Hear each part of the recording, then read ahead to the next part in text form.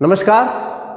भारत की भूगोल के इस सीरीज में हम लोग भारत की मिट्टियों का अध्ययन कर रहे हैं। भारत की मिट्टियों की आज की जो क्लास है ये दूसरी क्लास है।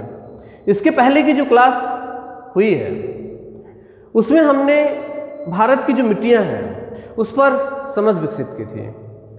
इसके अलावा मृदा निर्माण को प्रभावित करने वाले जो कारक होते हैं उस पर हम लोगों ने चर्चा की थी।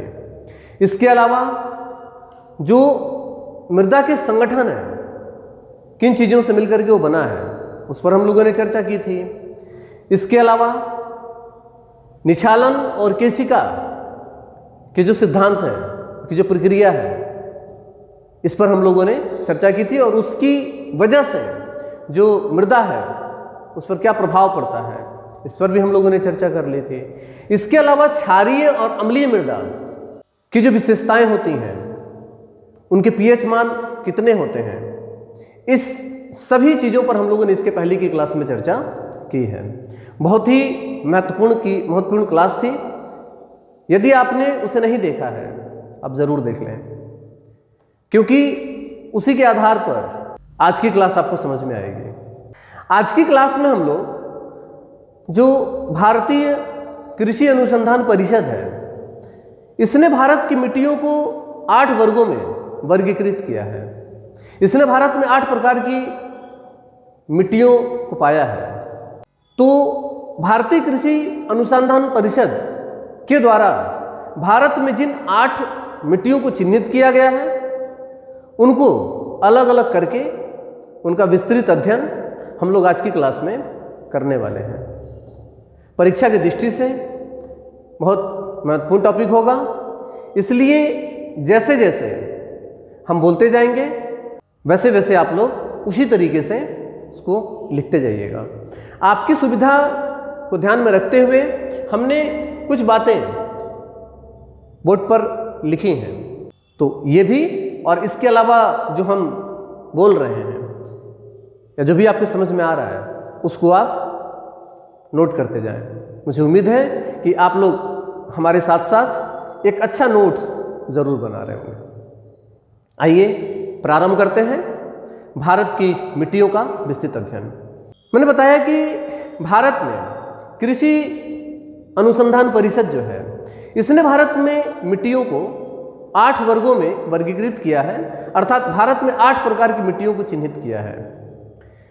इसमें मैंने अलग अलग रंगों में यहाँ भरा है उन्हीं मिट्टियों को। यहाँ पर मैंने उन्हें लिखा भी है। ICAR के अनुसार भारत में पाई जाने वाली जो मिट्टियाँ हैं, इसमें सबसे ज़्यादा जो भारत में मिट्टी पाई जाती है वो जलोढ़ मिट्टी है। भारत में सबसे ज़्यादा जो मिट्टी पाई जाती है वो जलोढ़ मिट्टी है। इसके अलावा लाल मिट्टी दूसरे नंबर पर, सबसे ज़्यादा पाई जाने वाली मिट्टी लाल मिट्टी। तीसरे नंबर पर जो भारत में सबसे ज़्यादा मिट्टी पाई जा रही है वो काली मिट्टी है। जलोढ़ मिट्टी पूरे भारत में क्षेत्रफल के आधार पर 43% क्षेत्रफल पे जलोढ़ मिट्टी, 18% क्षेत्रफल पर लाल मिट्टी, 15% क्षेत्रफल पर काली मिट्टी तथा 3.7% क्षेत्रफल पर लेटराइट मिट्टी पाई जाती है। ये भारत के सबसे अधिक क्षेत्रफल को कवर करने वाली मिट्टियां हैं। इसके अलावा भारत में मरुस्थलीय मिट्टी, पर्वतीय मिट्टी, लवणी तथा क्षारीय मिट्टी तथा पीठ या फिर दलदली मिट्टी भी पाई जाती है। जो प्रमुखतः 4 मिट्टियां हैं उन पर हम लोग आज की क्लास में चर्चा करेंगे और कल की क्लास में कुछ विशेष वन लाइनर, इसके अलावा जो बाकी की 4 मिट्टियां होंगी, मरुस्थलीय, पर्वतीय, लवणी और पीठ मिट्टी, इस पर और पूरे विश्व में जो मिट्टियों का वर्गीकरण किया जाता है उस पर, इसके अलावा जो पूरे विश्व में मिट्टियां पाई जा रही हैं उसमें भारत में वैश्विक आधार पर भारत में जो मिट्टियां पाई जा रही हैं उनके क्या नाम हैं, इन सभी चीज़ों पर हम लोग कल की क्लास में चर्चा करेंगे। ठीक है, तो लिख लीजिए। पहला पॉइंट बनेगा आपका कि भारतीय कृषि अनुसंधान परिषद ने भारतीय मिट्टियों को 8 वर्गों में वर्गीकृत किया है। पहला हेडिंग बना लेंगे जलोढ़ मिट्टी, पहला होगा जलोढ़ मिट्टी। जलोढ़ मिट्टी का तात्पर्य है, आप देख पा रहे ये ग्रीन कलर के जो डॉट्स हैं, ग्रीन कलर के जो डॉट्स दिखाई दे रहे हैं, ये भारत में जलोढ़ मिट्टी के क्षेत्र हैं। जलोढ़ मिट्टी पर्वतीय क्षेत्रों से नदियों के द्वारा जो मिट्टी काट करके लाई जाती है, जिसे काप निक्षेप कहा जाता है, तो उन काप निक्षेपों से इस मिट्टी का निर्माण होता है, जिसे जलोढ़ मिट्टी कहते हैं। अर्थात आप लिखेंगे कि नदियों द्वारा पर्वतों से काट कर लाए गए काप निक्षेपों से जलोढ़ मिट्टी का निर्माण होता है। यह भारत के कुल 43% क्षेत्रफल पर पाया जाता है। ये सबसे अधिक पाया जाता है, भारत में सबसे अधिक जलोढ़ मिट्टी पाया जाता है।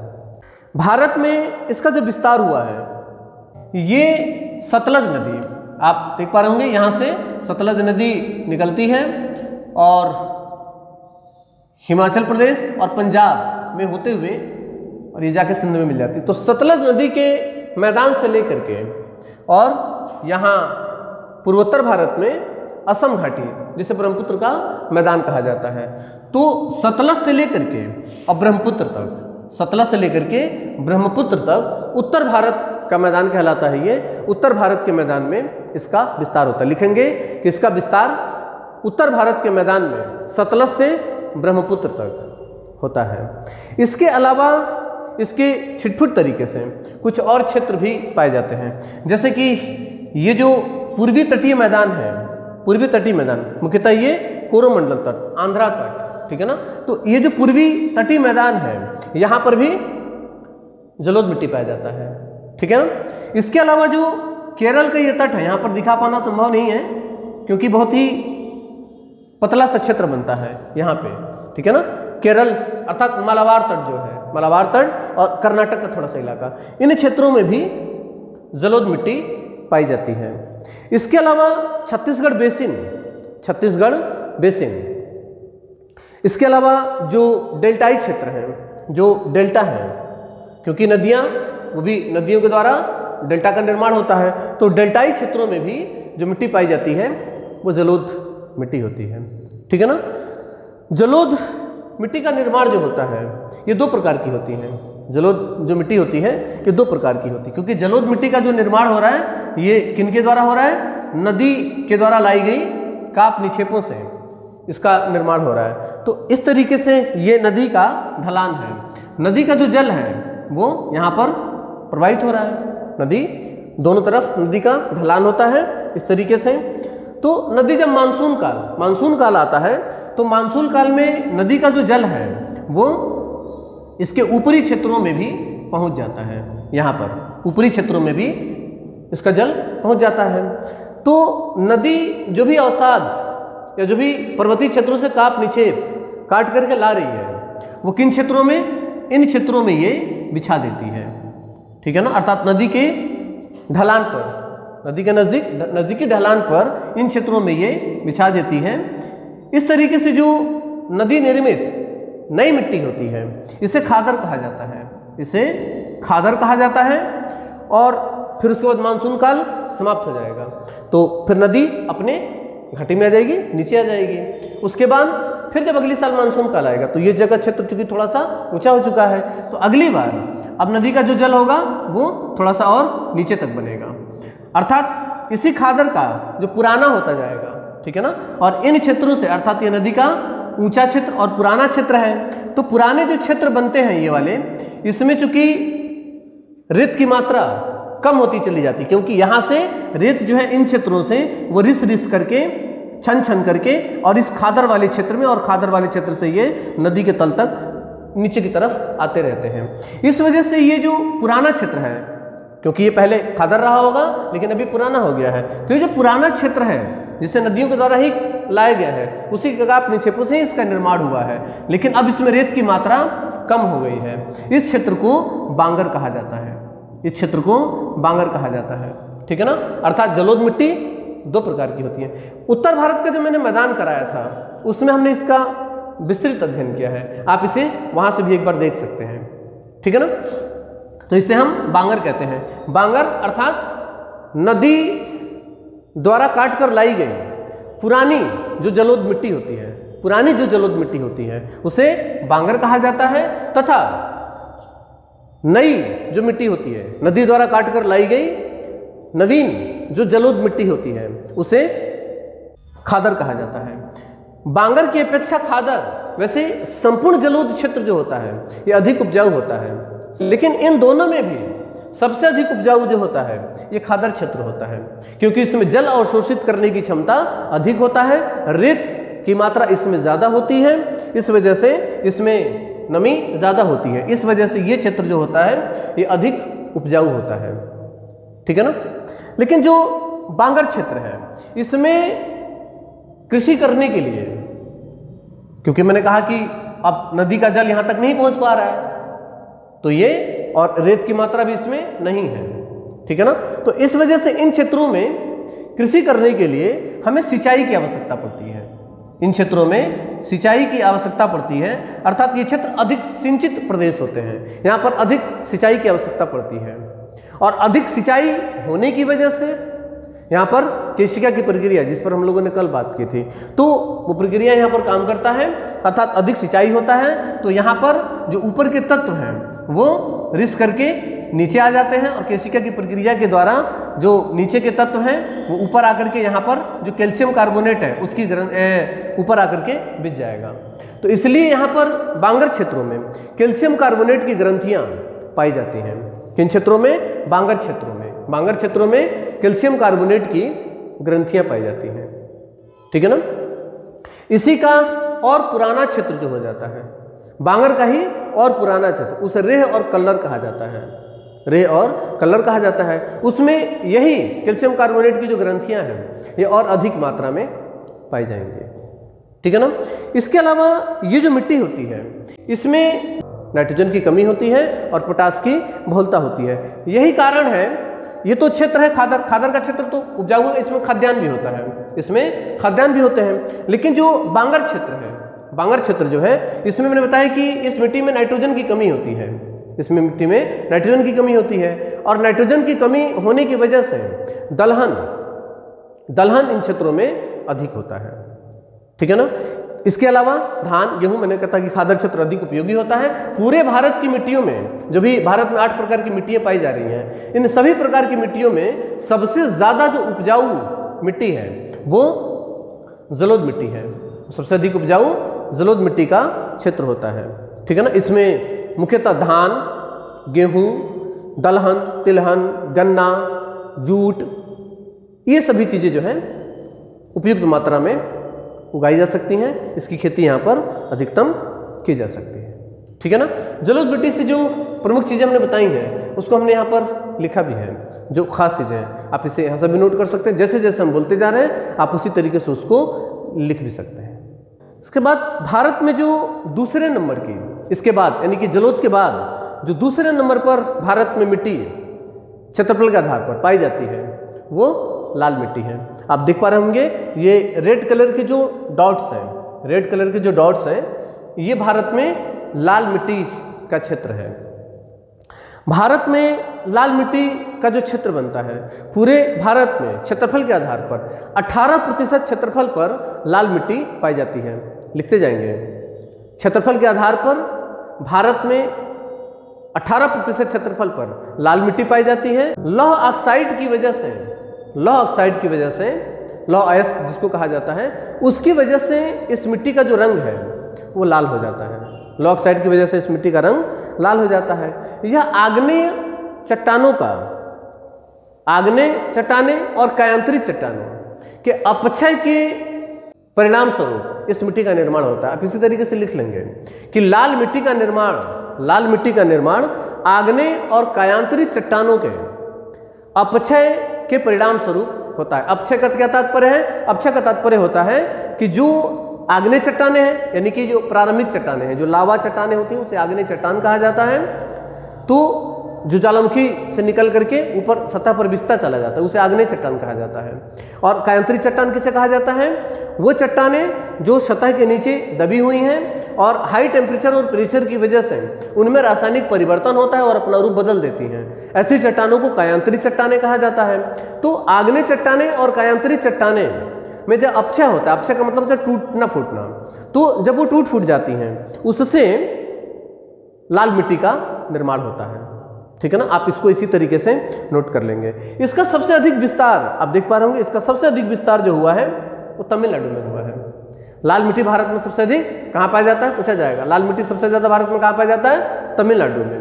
तमिलनाडु के अलावा मैंने यहाँ पर लिखे होंगे कि सबसे अधिक विस्तार इसका तमिलनाडु में। इसके अलावा आंध्र प्रदेश, तेलंगाना, उड़ीसा, झारखंड तथा पूर्वी मध्य प्रदेश में इसका विस्तार होता है। ठीक है ना, इन क्षेत्रों में मुख्यतः पाया जाता है। इसमें ह्यूमस, नाइट्रोजन तथा फास्फोरस की कमी पाई जाती है। ह्यूमस का मतलब मैंने बताया था कि जो भी जैविक पदार्थ हैं या जैविक तत्व है, जो वनस्पतियां और जीव, इनके जो सड़े गले भाग होते हैं जो मिट्टी में मिलते हैं, उन्हें से ह्यूमस का निर्माण होता है। तो इन मिट्टियों में ह्यूमस की मात्रा की कमी होती है। ठीक है ना, इसके अलावा इसमें नाइट्रोजन तथा फास्फोरस की कमी होती है। ये एक अम्लीय मिट्टी होती है, लिख लेंगे नेक्स्ट पॉइंट, ये अम्लीय मिट्टी होती है। और चूंकि अम्लीय मिट्टी है, ये पठारी क्षेत्र है और अम्लीय मिट्टी है, इसीलिए इसमें उपज अर्थात कृषि योग्य बहुत ज़्यादा नहीं होती है। तो अगर इसे कृषि योग्य बनाना है और अम्लीय मिट्टी है तो उसमें हम किसका उपयोग करेंगे? कल की क्लास में मैंने बताया था कि अम्लीय मिट्टी को उपजाऊ बनाने के लिए हम चूने का उपयोग करते हैं। अम्लीय मिट्टी अर्थात इस मिट्टी को उर्वरक बनाने के लिए हम चूने का उपयोग करेंगे। यह चूंकि जलोढ़ की अपेक्षा कम उपजाऊ होती है, इस वजह से इन क्षेत्रों में खाद्यान्न की जो मात्रा है वो कम होती है। खाद्यान्न की जो मात्रा होती है उसमें कम होती है। इसमें कपास, इस मिट्टी में कपास, इसके अलावा दालें और मोटे अनाज भारत में अधिक उगाए जाते हैं। ठीक है, ये रहा लाल मिट्टी। इसके अलावा जो भारत में तीसरे नंबर की जो मिट्टी है, पूरे भारत के क्षेत्रफल के आधार पर 15% क्षेत्रफल पर काली मिट्टी पाई जाती है। परीक्षा की दृष्टि से बहुत महत्वपूर्ण है काली मिट्टी। काली मिट्टी से सवाल और एक जलोढ़ मिट्टी से, वैसे मिट्टियाँ सभी इंपॉर्टेंट हैं, लेकिन उनमें से भी काली मिट्टी, जलोढ़ मिट्टी, ऊपर की जो 4 मिट्टियाँ हैं अर्थात जलोढ़, लाल, काली और लेटराइट मिट्टी, ये परीक्षा की दृष्टि से सबसे ज़्यादा महत्वपूर्ण होती हैं। यहाँ से सवाल बनने के चांसेस बहुत ज़्यादा होते हैं। काली मिट्टी में क्योंकि फैक्ट बहुत ज़्यादा है, काली मिट्टी में फैक्ट ज़्यादा होने के कारण यहाँ से सवाल बनने की संभावना सबसे ज़्यादा होती है। काली मिट्टी को कई नामों से जाना जाता है। काली मिट्टी को कई नामों से जाना जाता है। आप पहले तो वो आप नाम नोट कर लेंगे। काली मिट्टी को काली मिट्टी, इसके अलावा इसे कपासी मिट्टी, इसको कपासी मिट्टी, इसको कहा जाता है काली मिट्टी। इसके अलावा इसे कपासी मिट्टी कहा जाता है। कपासी मिट्टी इसे इसलिए कहा जाता है कि इस क्षेत्र में कपास की खेती अधिक होती है। कपास की खेती अधिक होने के कारण, लिख लेंगे कि कपास की खेती अधिक होने के कारण इस मिट्टी को कपासी मिट्टी भी कहा जाता है। इसके अलावा इसे रेगूर मिट्टी कहा जाता है। रेगूर मिट्टी, इसको रेगूर मिट्टी कहा जाता है। ठीक है, इसके अलावा इसे लावा मिट्टी कहा जाता है। इसे लावा मिट्टी भी कहा जाता है। ठीक है ना, लावा मिट्टी इसे इसलिए कहा जाता है कि मैंने ये बताया था कि भारत के जो पश्चिमी घाट है अर्थात सह्याद्री है, ये मुख्यतः दरारी उद्भेदन की प्रक्रिया से इसका निर्माण हुआ है। अर्थात मैंने कहा था कि ये गोंडवाना लैंड का हिस्सा है और गोंडवाना अफ्रीका से टूट करके आया, तो दोनों चट्टानें जब ये अलग हो रही थी तो सबसे पहले उसमें दरार पड़ा था और उस दरार से लावा बाहर आना शुरू हुआ था और बहुत मध्यम गति से धीरे धीरे ऊपर की तरफ आया और सतह पर बिस्ता चला गया। इसी प्रक्रिया से जो लावा निकल करके और सतह पर जमा हुआ वो दोनों तरफ हुआ, अर्थात अफ्रीका वाले हिस्से में भी और भारत वाले हिस्से में भी, अर्थात गोंडवाना वाले के दोनों, गोंडवाना का जो टूटा हुआ, तो उसके दोनों खंडों पर इस तरीके से प्रक्रियाएं हुई थी।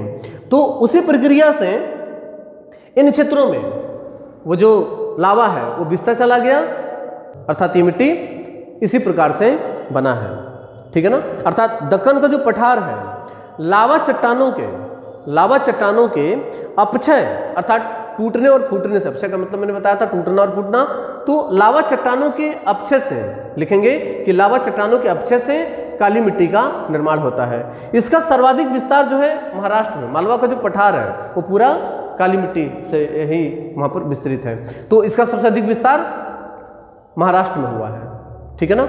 महाराष्ट्र के अलावा ये भारत के और भी क्षेत्रों में पाई जाती हैं, जैसे कि महाराष्ट्र में सबसे अधिक, इसके अलावा गुजरात, मध्य प्रदेश का जो पश्चिमी भाग है, मध्य प्रदेश का पश्चिमी भाग है इसमें, इसके अलावा उड़ीसा का जो दक्षिणी क्षेत्र है, उड़ीसा का दक्षिणी क्षेत्र, उत्तरी कर्नाटक और दक्षिणी आंध्र प्रदेश। जिस तरीके से इसमें लिखा गया है आप इसको इसी तरीके से लिख लेंगे, सवाल यहाँ से बनने की संभावना बहुत ज़्यादा होती है और दिशाओं के आधार पर ही सवाल पूछा जाता है। पूछा जाए कि उड़ीसा के किस क्षेत्र में काली मिट्टी पाई जाती है, तो उड़ीसा के दक्षिणी क्षेत्र में काली मिट्टी पाई जाती है। कर्नाटक के किस क्षेत्र में काली मिट्टी पाई जाती है, तो कर्नाटक के उत्तरी कर्नाटक में, उत्तरी क्षेत्र जो है उसमें काली मिट्टी पाई जाती है। आंध्र प्रदेश का जो दक्षिणी हिस्सा है उसमें काली मिट्टी पाई जा रही है, ठीक है ना। मध्य प्रदेश के किस क्षेत्र में काली मिट्टी पाई जाती है, तो मध्य प्रदेश के पश्चिमी भाग में काली मिट्टी पाई जाती है। इसके अलावा तमिलनाडु के कुछ स्थान है, तमिलनाडु में कौन कौन से स्थान, सलेम के अलावा रामनाथपुरम, कोयम्बटूर और तिरुनेलवेली, ये जो तमिलनाडु के स्थान है यहाँ पर भी, इन क्षेत्रों में भी काली मिट्टी पाई जाती है। इसके अलावा राजस्थान के बूंदी और टोंक में दो स्थान है राजस्थान में, तो राजस्थान के बूंदी और टोंक में भी काली मिट्टी भारत में पाई जाती है। क्षेत्र पूछे जाते हैं, काली मिट्टी से क्षेत्र पूछे जाने की संभावना बहुत ज़्यादा होती है, इसलिए काली मिट्टी के जो क्षेत्र हैं इसे आप बहुत बेहतर तरीके से याद कर लेंगे। इसके अलावा जो लेटराइट मिट्टी के क्षेत्र हैं वो भी पूछे जाते हैं, तो लेटराइट मिट्टी के क्षेत्र और काली मिट्टी के क्षेत्र, अगर क्षेत्र से सवाल बनता है तो ज़्यादातर संभावना है कि या तो वो काली मिट्टी से या फिर वो लेटराइट मिट्टी से बने, तो इसके जो क्षेत्र हैं वो आप लोग बेहतर तरीके से याद रखेंगे, ठीक है ना। इसको मैंने बताया अलग अलग नामों से जाना जाता है, तो काली मिट्टी को आपने हेडिंग में डाला ही होगा, काली मिट्टी, कपासी मिट्टी, रेगुर मिट्टी या फिर लावा मिट्टी। मैंने बताया काली मिट्टी चूंकि रंग काला है इस वजह से काली मिट्टी, कपास में खेती इसमें ज़्यादा होती है तो कपासी मिट्टी, रेगुर मिट्टी, इसे कुछ स्थानीय जगहों पर रेगुर मिट्टी कहा जाता है। इसके अलावा लावा के अपक्षय से, जो लावा चट्टाने हैं उनके अपक्षय से निर्मित होने के कारण ये इसे लावा मिट्टी भी कहा जाता है। इसके अलावा उत्तर प्रदेश के ललितपुर जिला और झांसी जिले में, ललितपुर जिला और झांसी जिला में इसे करेल कहा जाता है, इसे करेल मिट्टी कहा जाता है। बहुत महत्वपूर्ण पॉइंट बनता है, आप इसी को इसी तरीके से नोट कर लेंगे कि उत्तर प्रदेश के ललितपुर तथा झांसी जिले में, अर्थात जो बुंदेलखंड वाले क्षेत्र है, उत्तर प्रदेश का बुंदेलखंड, ब्रैकेट में बुंदेलखंड लिख लीजिएगा, तो बुंदेलखंड क्षेत्र में इसे करेल मिट्टी भी कहा जाता है। अंतर्राष्ट्रीय स्तर पर अर्थात पूरे विश्व के आधार पर अगर देखा जाए तो काली मिट्टी को एक अलग नाम मिलता है, काली मिट्टी को चेरनोजम कहा जाता है, काली मिट्टी को चेरनोजम कहा जाता है, तो इसको आप अंतर्राष्ट्रीय स्तर पर इसी तरीके से लिख लेंगे। इस मिट्टी में अर्थात जो काली मिट्टी होती है इसमें मुख्यतः चूना, लोहा, मैग्नीशियम और एल्युमिनियम की अधिकता होती है, अधिक मात्रा में पाए जाते हैं। क्या क्या चीजें, चूना, लोहा, मैग्नीशियम, एल्युमिनियम की इसमें अधिकता होती है। इसके अलावा जैविक तत्व अर्थात ह्यूमस, जैविक तत्व अर्थात ह्यूमस, फास्फोरस तथा नाइट्रोजन, ह्यूमस, नाइट्रोजन तथा फास्फोरस की इसमें कमी होती है, ठीक है ना। इसके अलावा इसे स्वतः जुताई वाली मिट्टी भी कहा जाता है, क्योंकि आप देख पा रहे होंगे ये किन क्षेत्रों में है, कम वर्षा वाले क्षेत्र में है, ठीक है ना। तो इसमें जब पानी जमा होता है हल्का सा और उसके बाद से जब पानी इसमें सूखता है तो इसमें मोटी मोटी दरारें फट जाती हैं और इसके डेले जो हैं बड़े बड़े वो बाहर निकल जाते हैं, अपने आप ही चटक जाते हैं, जिसे चटकना कहा जाता है।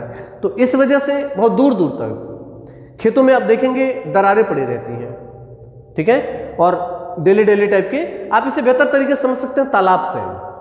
तालाब में जब पानी भरा हुआ होता है और जब पानी गर्मी के मौसम में सूख जाता है, गर्मी के मौसम में जब पानी सूख जाता है तो सूखने के बाद जो मिट्टी है, तालाब की जो मिट्टी है, वो आप देखेंगे कि उसमें डेले डेले बाहर निकल जाते हैं। आप उसमें ऐसे हाथ डाल के उसे एक इतना बड़ा डेला जो है बाहर निकाल सकते हैं। तो ये प्रक्रिया काली मिट्टी में सबसे ज़्यादा होती है। यही कारण है कि इसे स्वतः जुताई वाली मिट्टी कहा जाता है। इसे स्वतः जुताई वाली मिट्टी भी कहा जाता है। ये रहा काली मिट्टी। काली मिट्टी के अलावा ये जो क्षेत्र है जो रेड कलर में आपको दिखाई दे रहा है अलग अलग स्थानों पे, जैसे कि पश्चिमी घाट का जो तट है, पश्चिमी तटीय मैदान, इन क्षेत्रों में, इसके अलावा उड़ीसा का जो ये तट है और इसका थोड़ा सा हिस्सा यहाँ पे झारखंड में आता है, झारखंड, इसके अलावा यहाँ पे मेघालय और ये सुरमा घाटी असम में, ठीक है ना। इन क्षेत्रों में भारत में लेटराइट मिट्टी पाई जाती है, भारत में लेटराइट मिट्टी पाई जाती है। लेटराइट मिट्टी बनने की जो प्रक्रिया है इसकी कल की क्लास में हमने करा दिया था। लेटराइट मिट्टी जो है मुख्यतः निछालन की प्रक्रिया से इसका निर्माण होता है। निछालन की प्रक्रिया मैंने बताया था आप लोगों को कल वाली क्लास में, आप एक बार उसमें भी देख सकते हैं। यहाँ पर हम लोग थोड़ी सी इस पर चर्चा कर लेते हैं कि ये हमारी पृथ्वी की सतह है, ठीक है ना, और जिन स्थानों पर वर्षा अधिक होता है तो इसमें ऊपर का जो उर्वरक तत्व है अर्थात मुख्यतः सिलिका पदार्थ जो है, इस सिलिका पदार्थ का निछालन हो जाता है और वो नीचे चला आता है, वो नीचे चला आता है और ऊपर का जो ये क्षेत्र है, ऊपर का जो ये क्षेत्र है इसमें मुख्यतः बजरी रेत बचा हुआ रह जाता है। इसी तरह से निर्मित मिट्टी को क्या बोलते हैं? लेटराइट मिट्टी कहते हैं। अर्थात भारत के उन क्षेत्रों में जहां पर अधिक वर्षा होती है वहां लेटराइट मिट्टी पाई जाती है, ठीक है ना। लिखेंगे कि इस मिट्टी का निर्माण मानसूनी जलवायु के द्वारा तीव्र निछालन की प्रक्रिया से होता है, ठीक है ना। ये मिट्टी कम उपजाऊ होगी, क्योंकि मैंने बताया इसमें रेत कंकड़ इस तरह की चीजें इसमें अधिक होती हैं, तो इस वजह से ये कम उपजाऊ होती है। इसका रंग भी लाल होता है, लिख लेंगे, इसका रंग भी लाल होता है। लाल मिट्टी का रंग भी लाल होता है और इस मिट्टी का रंग भी लाल होता है। लेकिन इसका जो लाल है उसका कारण, लाल मिट्टी का रंग लाल लौह ऑक्साइड की वजह से होता है और लेटराइट मिट्टी का रंग जो लाल हो रहा है ये मुख्यतः लाल बालू का पत्थर होता है, लाल बालू का पत्थर। तो मुख्यतः लाल बालू का पत्थर बजरी और चीका युक्त होता है ये, इसकी वजह से इसका रंग जो होता है वो लाल होता है। आप लिख लेंगे कि इस मिट्टी में मुख्यतः लाल बालू का पत्थर, बजरी तथा चीका होते हैं, जिसकी वजह से इस मिट्टी का रंग लाल हो जाता है, ठीक है ना। भारत के जिन क्षेत्रों में ये पाए जा रहे हैं, मैंने मुख्यतः यहाँ पर कुछ क्षेत्र बनाए भी हैं, इसके अलावा जो इसके क्षेत्र हैं वो मैंने यहाँ पर लिखे हैं कि भारत में लेटराइट मिट्टी के जो क्षेत्र हैं ये मुख्यतः केरल का जो मालाबार तट है, अब तो वहाँ पर सबसे अधिक वर्षा होती है। इसके अलावा कर्नाटक का जो तटीय भाग है वर्षा वहाँ पर भी होता है, क्योंकि सह्याद्री का पश्चिमी जो तट है वहाँ पर भारत में वर्षा अधिक होता है, तो कर्नाटक का जो तटीय भाग है यहाँ पर भी वर्षा, यहाँ पर इसके अलावा उड़ीसा का जो तटीय भाग है, उड़ीसा का जो तटीय भाग है, उड़ीसा का ये वाला तटीय भाग, ठीक है ना, इन क्षेत्रों में, इसके अलावा उड़ीसा का तटीय भाग, असम, मेघालय और झारखंड का जो कुछ भाग है, झारखंड का थोड़ा सा हिस्सा है, इन क्षेत्रों में वर्षा चूंकि सबसे अधिक होता है। आपको पता ही होगा कि दक्षिण पश्चिम मानसून का जो बंगाल की खाड़ी शाखा है वो इन क्षेत्रों में आकर के सबसे ज़्यादा वर्षा करती है। तो असम और मेघालय और असम, इन क्षेत्रों में, उड़ीसा का जो तटीय मैदान है, तटीय क्षेत्र है, इन क्षेत्रों में थोड़ा सा झारखंड और इसके अलावा केरल और कर्नाटक का जो तटीय भाग है, इन क्षेत्रों में भारत में लेटराइट मिट्टी पाई जाती है। क्षेत्र इसका पूछा जाता है, बहुत महत्वपूर्ण होता है, आपको जैसे बताया गया है आप उसी तरीके से इसके क्षेत्रों को लिख लेंगे, ठीक है ना। इसके अलावा इस मिट्टी में लोहा और एल्युमिनियम की इसमें अधिकता होती है तथा नाइट्रोजन, चूना, फास्फोरस और मैग्नीशियम की इसमें कमी होती है। मैंने यहाँ पर लिखा भी होगा, इस मिट्टी में लोहा, एल्युमिनियम की अधिकता होती है तथा नाइट्रोजन, चूना, फास्फोरस तथा मैग्नीशियम की कमी होती है, ठीक है ना। आप इसे यहाँ से भी देख कर लिख सकते हैं। इसके अलावा इस मिट्टी में चाय की खेती के लिए सबसे उपयोगी होता है। आप देख पा रहे होंगे असम, मेघालय, इन क्षेत्रों में, इसके अलावा कर्नाटक का जो ये क्षेत्र है यहाँ पर चाय की खेती अधिक होती है। चाय की खेती के लिए कुछ उपयुक्त परिस्थितियां होनी चाहिए। चाय की खेती के लिए तापमान अधिक होना चाहिए, इसके अलावा वर्षा 200 सेंटीमीटर से अधिक हो रही हो, उन स्थानों पर चाय होगा, लेकिन जड़ों में पानी नहीं लगना चाहिए, अर्थात ढलान होना चाहिए, ठीक है ना।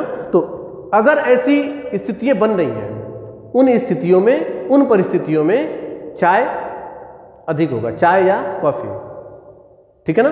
तो चाय की खेती के लिए ये मिट्टी जो होती है भारत में ये बहुत उपयोगी होती है। ठीक है, ये रही भारत में जो प्रमुखतः 4 मिट्टियाँ हैं, उस पर हम लोगों ने चर्चा की।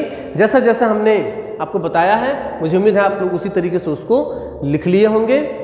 इसके अलावा जो इसके बाद की 4 मिट्टियाँ हैं, उन 4 मिट्टियों पर और उसके अलावा कुछ विशेष इसमें जो कुछ वन लाइनर बन सकते हैं, उन पर हम लोग अगली क्लास में चर्चा करेंगे। और इस तरीके से अगली क्लास भारत की मिट्टियों की अंतिम क्लास होगी।